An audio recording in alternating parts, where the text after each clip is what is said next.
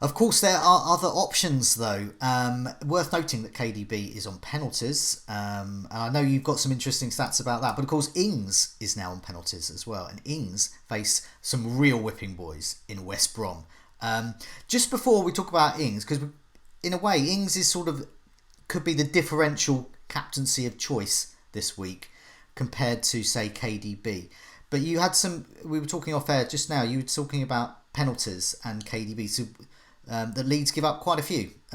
So yeah, what's that about?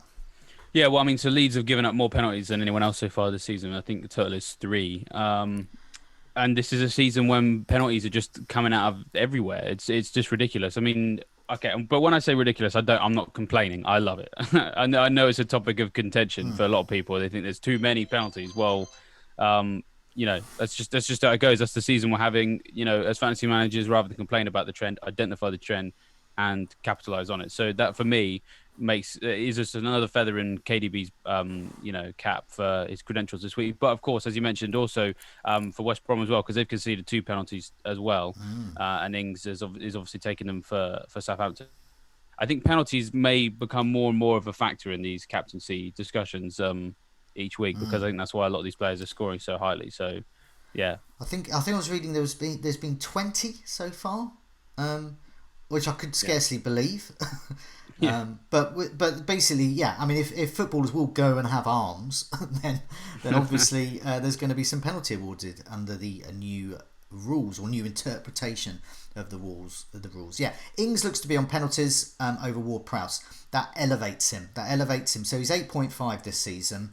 We think, okay, well, it's Southampton. Is that a bit too steep? Ings is Ings. He's a good goal scorer anyway, but now he has penalties in his locker. And as you said, KDB's up against Leeds, give away lots of penalties. So too West Brom.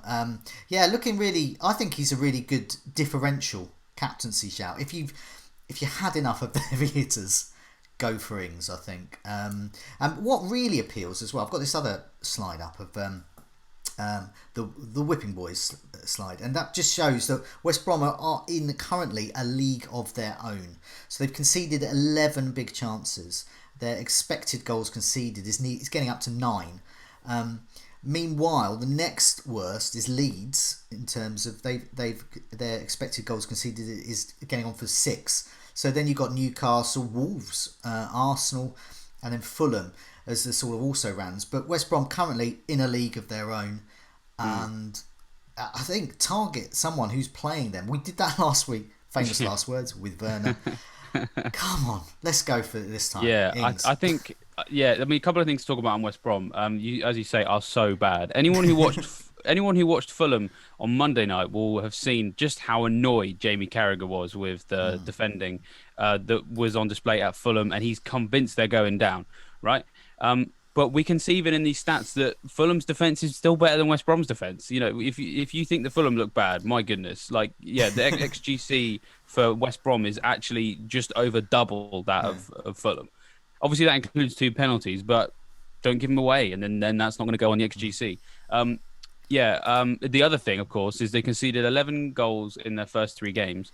No English top flight team has conceded that many goals in their first three games since Arsenal did in 1963. So, like, if we're talking about how bad can whipping boys get, like, officially speaking, these are the worst whipping boys we've ever seen in the Well, first three matches of we a Premier League we campaign. haven't seen until the Beatles first started to grace the charts. That's how. Yeah, it's been such a long time since we've Doctor seen Who teams. was just about to start broadcasting. Yeah, yeah. I'm trying to think of Beatles puns now. I'll probably save that for another video. But Well, yeah, it could it's be a been. hard day's night for Yeah, West there we Brom. go. You There we beat me go. to it. You beat me to it. I'm sure I'll come up with something later. Yeah, we'll let Um, it be for now. yeah. Oh, Joe. You destroyed me. There's no way I'm coming back from that. 2-0 to Joe. But yeah, bottom line is that yeah, for a captaincy here, it looks a good way to go. I mean, the thing is as you say, we obviously all went for Werner last week and it didn't pay off.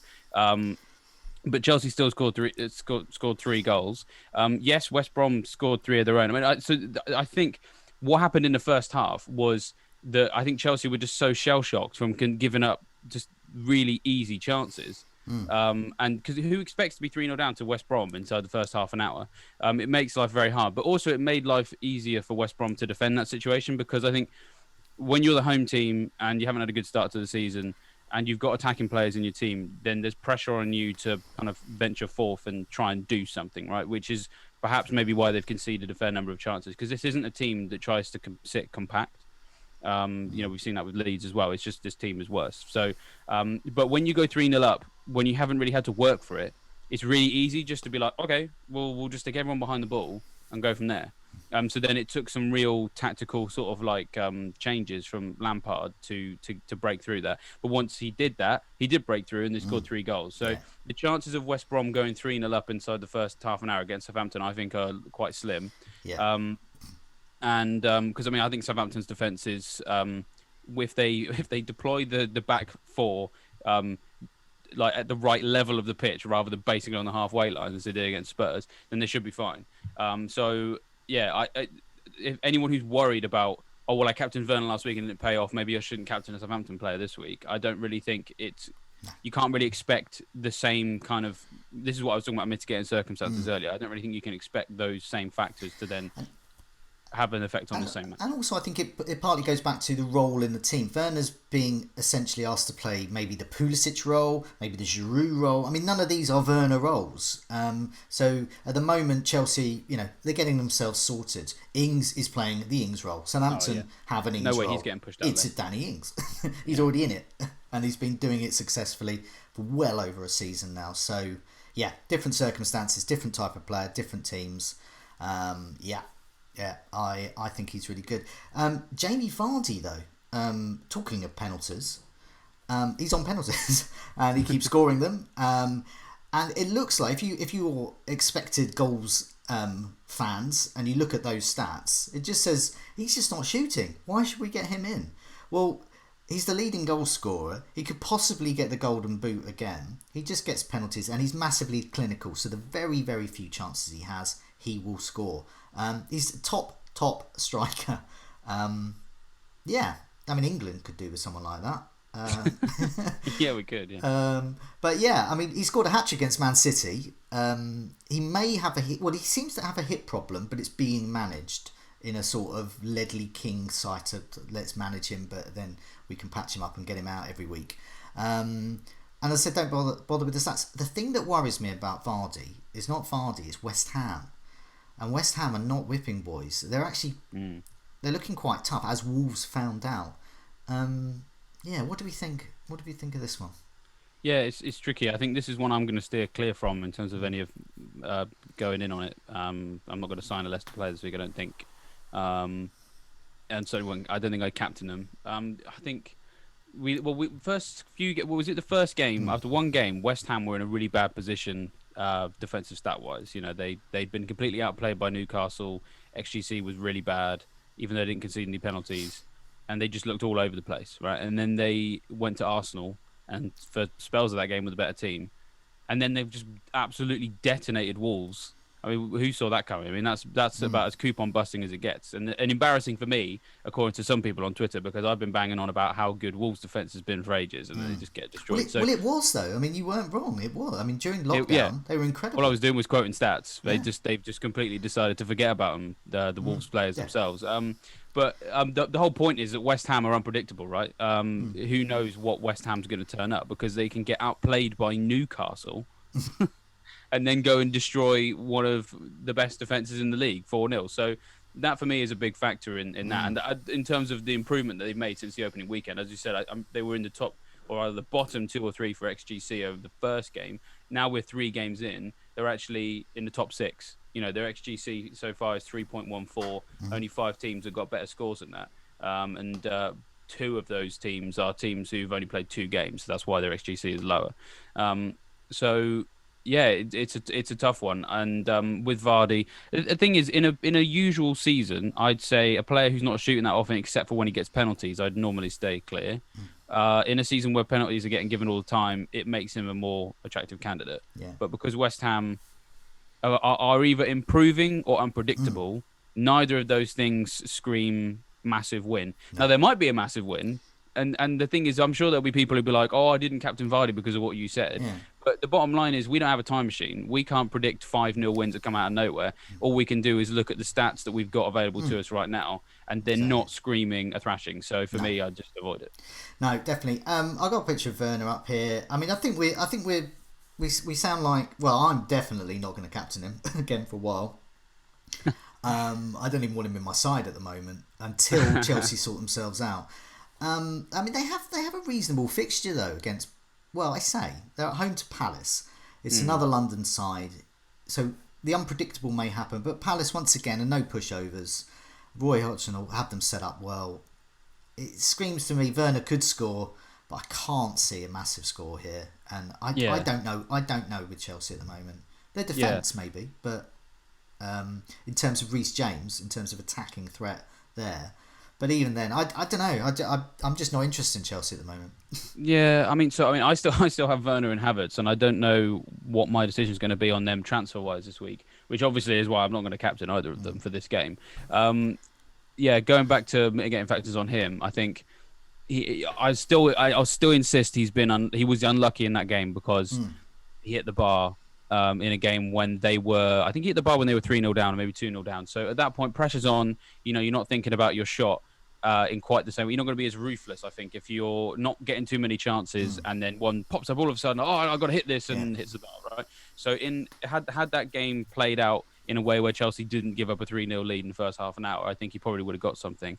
And then, of course, he just, as you said, kept getting moved around. He got because Chelsea needed to get back in the game. Lampard brought Hudson-Odoi on, who prefers to play on the left as an inside forward. So Lampard catered to him instead of Werner and put Werner on the right, which is not an area he's done that much in before. So he's now an inside forward as well. So they were both inside forwards. And then when it was getting really sort of like squeaky bum time, he brought on Giroud for one of the defenders to play 3-5-2. And then Werner was for some reason in a central midfield 3. So he was just getting shifted all over the place.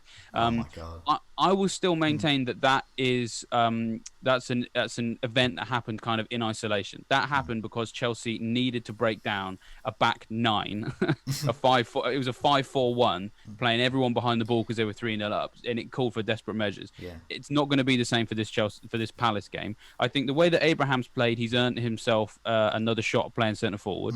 So I think we probably will see Werner on the left again. That's not necessarily an issue because, as I said, when he was on the left, he had a couple of chances and nearly scored against West Brom. So he could score against Palace.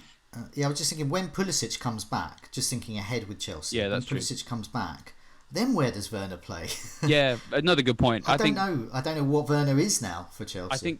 I think press conferences are an important part of this week because if Pulisic is out, then I think you can be a bit more confident that Werner's where he's going to play. If Pulisic is back, then yeah, it becomes more complicated. The only other thing just to add on Palace defence is they are very good, and they do look good as well. But they have, in sort of recent months, been quite weak down the right-hand side. So during Project Restart, Sadio Mane, Harvey Barnes, Pulisic, who we've obviously just talked about, Podence and Rashford all got at least 1 or 2 attacking returns against Palace. And the thing that links all those players is they play on the left-hand side, in all cases, I think, of a front 3. But effectively, they were the left winger, right? So if Werner is going to play left wing against Palace, then maybe he's got a chance. But the thing is, it's too many ifs, too many buts. Yeah. So it's a no on the captaincy, but obviously, I think sometimes the trains of thought we delve into on the captaincy video often help people with their transfers as well. So I think it's worth people knowing that. And I think that's a really good point about the left hand side because that's a really good thing I pick up from these chats is those sort of matchups, poor on one side up against a particular type of attacker. And yeah, I mean that when Werner gets his brace all from the left, all because of the weakness in Palace down that side, then you can. Get your. I'll start gloating then. Yeah. You can get your gloat emoji out on social media and just fire away for that, and quite rightly so. I think there's lots of options this week for the captaincy. We mentioned quite a few. And just looking down at the fixtures, so Manchester United against Spurs, Kane on penalties, no Son, Fernandes on penalties. Manchester United still not quite getting into gear. Doesn't matter. They've all got arms. They all can hit them.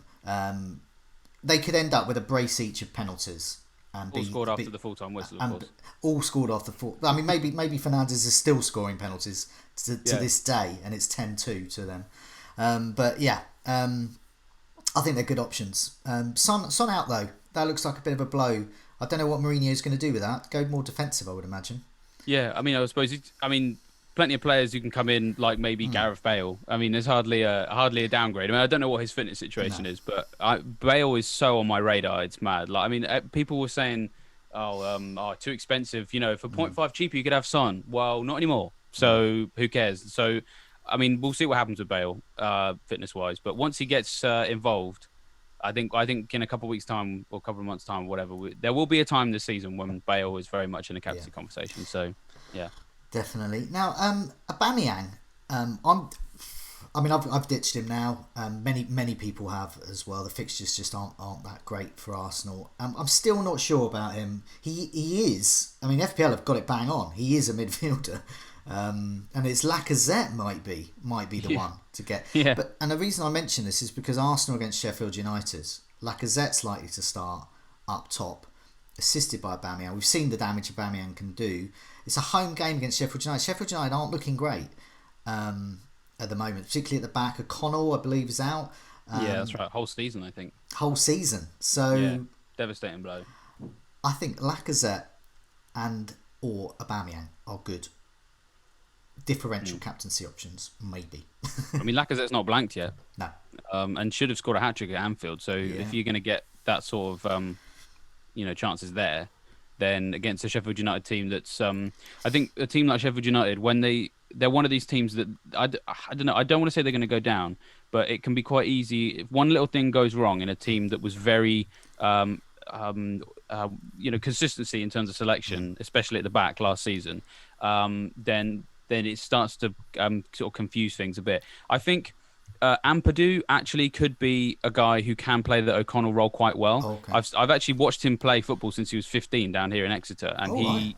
he used to actually play central midfield for Exeter because he's that good. So, and he was just all over the park. So if you're looking for someone who can play centre back but overlap as well, then Ampadu actually might slot into that role quite nicely. But it will take time, of course, because Sheffield United was so gelled together nicely that you just change one little thing. I think it's going to cause problems. And Lacazette scores this week. I will not be very shocked at all. No. More options. Liverpool take on Villa on Sunday night. Now Salah and Mane, I would imagine, would be reliable options. Robertson, I was going to say, is looking a better option in defence than Alexander Arnold, but obviously they're all those four players I mentioned are good options. Ordinarily, I would say Liverpool against Villa, that's done and dusted. I'm going to captain one of them, but Villa looking good now. Yeah, they've been good at the back for some time. We've been talking about it for a little bit. We first sort of picked up on this, didn't we, in Project Restart, where Dean Smith has completely transformed this defence, and it largely stems from I think he's asking his wing backs not to be not be wing backs anymore, but to sort of sit a lot deeper and be more traditional fullbacks, and they're so much more assured as a result, and they're getting protection in midfield as well. And now they've got the best 4.5 million goalkeeper, in my opinion. But I think that's an opinion that's shared quite widely. Yeah. I think the only goalkeeper who made more saves than him during Project Restart was Tim Krul, and of course you can't own him right now because he got relegated. And then in terms of Villa, they've kept 4 clean sheets in their last 6 Premier League matches. That obviously steps back into last season as well. 3 of those have come at Villa Park, which is where this fixture's taking place.